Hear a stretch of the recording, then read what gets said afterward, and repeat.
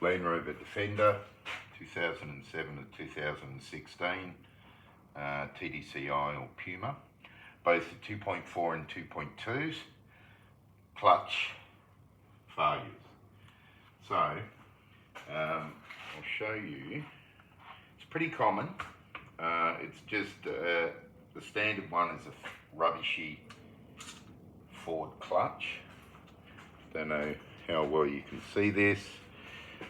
You can see the springs, the little spring. This is typical of what the clutches look like when you pull them out. The springs fallen out, these ones have distorted, and these big ones, see the chew marks? Eventually these big ones can fall out as well. So typical, the signs are the clutch feels spongy. I hope you can see that. The clutch feels spongy, or in neutral with it running, you turn it off and you hear a whole rattle. That's the sign the clutch is falling out. And when these big springs do fall out, you can see this one's well got a munch on it. It can just jam the whole thing up. So that's the driven plate. The pressure plate, again, they can get a bit, starting to get some hot spots, and they can get pretty bad as well.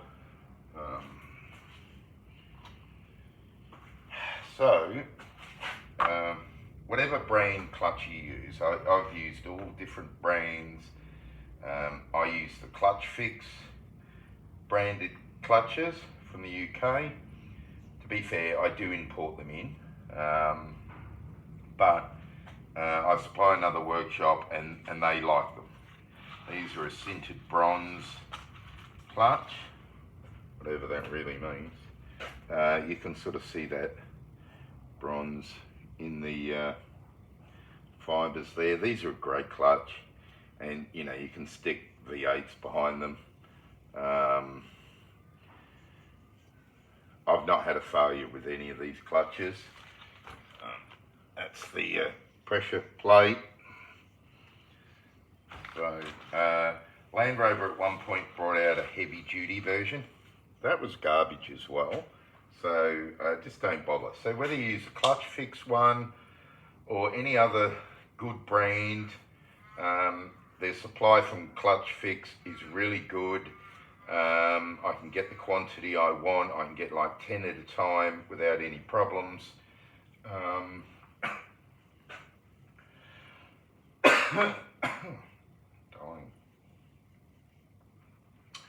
That's your slave and release bearing. It's all one, so there's no, on the 07 to 16, there's no release arm and release bearing. It's all one, like that, which does mean if the slave fails, then you're pulling the gearbox out. So whenever I do a clutch, driven plate, pressure plate or cover plate, the slave release assembly, and I also upgrade some of the other hydraulics. So that's the bleeder valve that goes into the housing. So that's the, I'll have a look, I'll just see if I can, oh yeah, about there, just on the edge of the table. Okay, so that's the part number, the genuine. So the early ones, this is all an upgrade. Later 2.2s should already have this, but just do the whole lot. Don't mess around, otherwise you'll be pulling it apart again later on. That's that. Also has a different restrictor valve. That's the part number there for that. Okay, hope you've got that. And on the 2. So there's these two little cups. Okay, that's the part number. There's 2 of them. On the shift assembly on top of the gearbox, it has 4 bolts. These are alignment collars. So the later 2.2s, even though I've had 2.2s that didn't have these cups, it's meant to align that top assembly because the holes were too big, and it can get out of alignment, and it's hard to gear shift. So that, and that's your part number 4, the spigot bearing. Get this one out. These are generally pretty good. It's a hardened roller bearing, and if you think that you want to replace it, then you'll need the special tool. The old thing of putting a bolt in with grease or tap, tap, tap, or you're going to chisel it. No, it's hard as hell, this bearing. What you need, I'll get one for you, engine tools.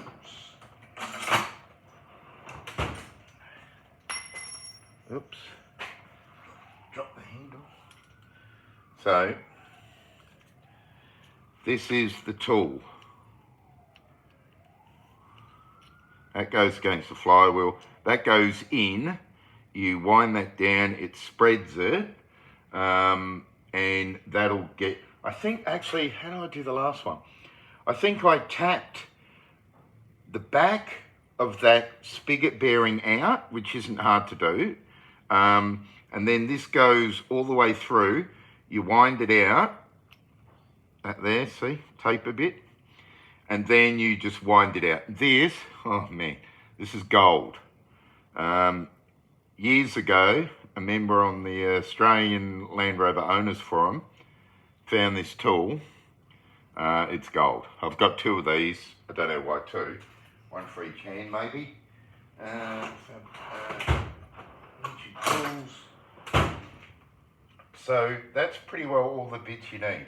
With the clutch fix kit, you get new torque bolts, and you get a little tube of clutch fix special grease. Not really, come on. You can put high temperature bearing grease. Normally if that spigot bearing's good, get your finger in there and put some new grease in there. When you come to pull it out, on the inside, the Defender's up there, so I'm not going to show you. The gear shift assembly and the diff lock high and low. So on a standard one, you have to remove that whole floor. Then there's a rubber bit around it, pull that out. There's 4 bolts, pop that out. Oh, got one, here. There you go. Gear shift assembly, your diff lock and range selector. Take those 2 sticks out. There's those 4 bolts that I was telling you about, the diagonal collars. And you take this out from underneath. So all you're doing from inside is the 2 shifters. There's a cup that goes over that, and there's a little lever that goes on for the range. That's for your diff lock. See? And here's a modified one.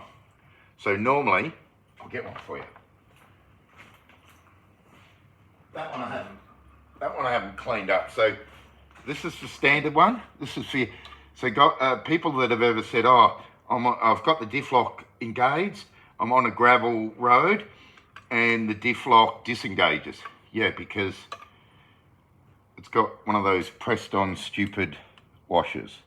Okay, I take that off, reduce the nylon down a bit, thread it, put a nylock on it, and tighten it up. And you can tighten it a bit more than that. But over the years, if it gets softer, you can just get in there and tighten it up more and stiffen it up. Then you won't get that diff lock. So that's a mod I do as well. This one I really need to clean up and throw it in the ultrasonic cleaner.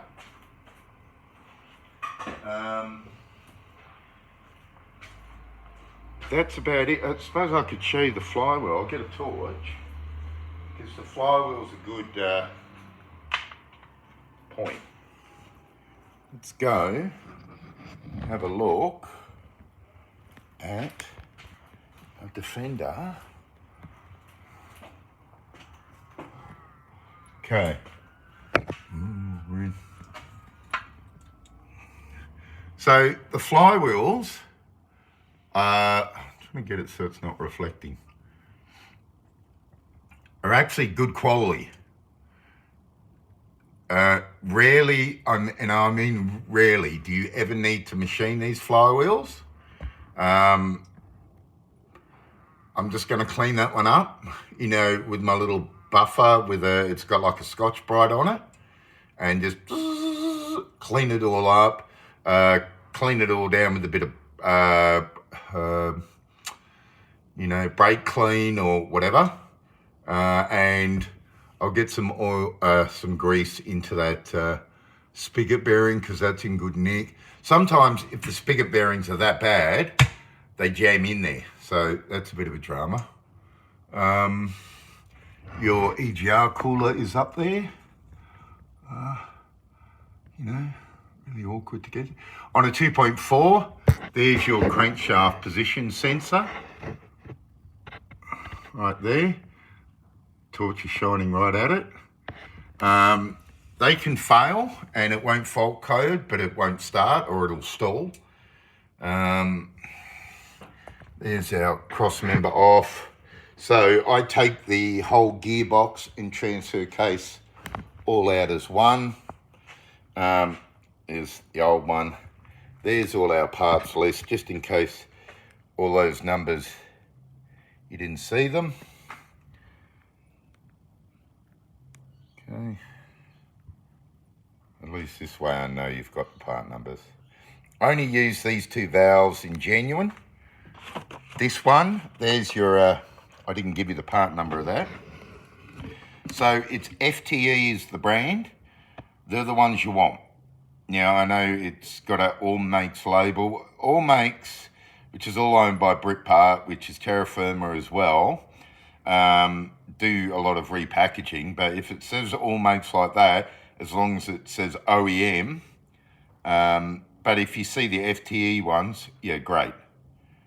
And they're all made in Czech Republic. Here's our U-Butte clutch fix clutch. That's just a shameless plug. Look, honestly, I've used all the others, and so that's pretty well it. There's not really, it's not a spaceship. So, it's not really that hard. And I had a phone call from someone the other day, and they wanted to know where the throw bearing was for it. I said, no, there it is. It's the whole slave and throw bearing. So these are also an upgraded one. Some of the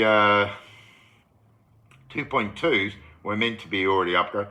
I've had them with the old ones, so that's never a useful guide that they've upgraded them all. That's pretty well it for your clutch. Clean your flywheel up, use your new bolts.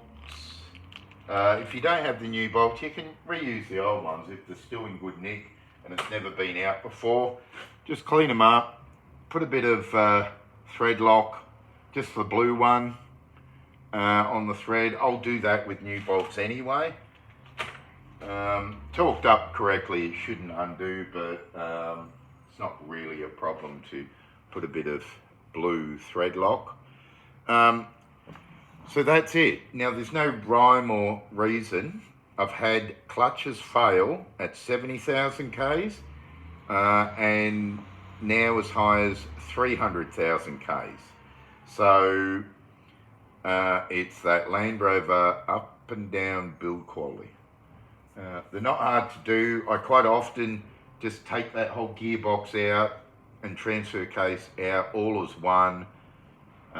Do the clutch. I will do the adapter shaft as well, but this is just on the clutch. Okay, and if you put another standard Land Rover one in, it'll be another rubbish Ford Transit clutch. Why they fail, I don't know. You'd think being in a van, they'd be up to handling it, but they don't seem to be. I think that is about it. I can't think of anything else. Oh, the cross member. I'll get the cross member.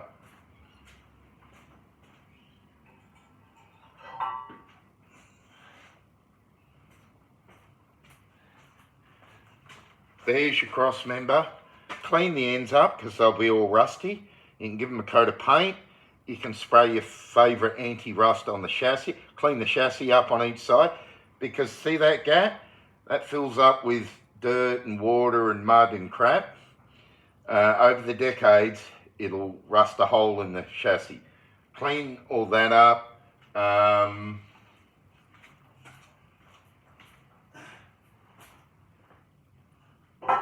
That's about it.